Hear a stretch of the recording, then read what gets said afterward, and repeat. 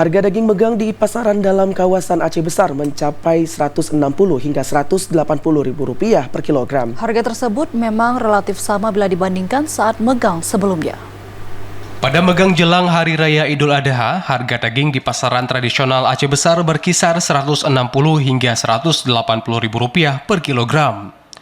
Harga ini relatif sama dengan harga daging saat megang pada tahun-tahun sebelumnya.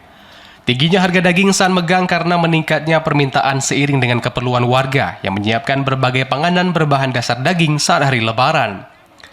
Selain tingginya permintaan, naiknya harga daging saat megang juga tidak terlepas dari harga sapi hidup yang ditebus oleh para pedagang dari peternak.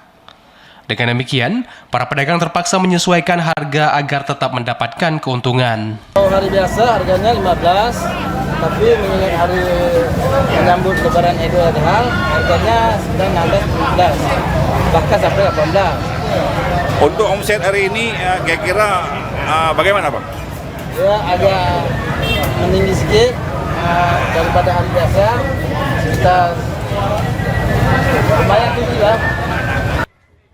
Namun biasanya jumlah hewan ternak yang disembelih untuk memenuhi kebutuhan megang Idul Adha relatif turun bila dibandingkan antara megang puasa dan Idul Fitri. Pasalnya, warga akan memperoleh daging tambahan saat penyembelihan hewan kurban.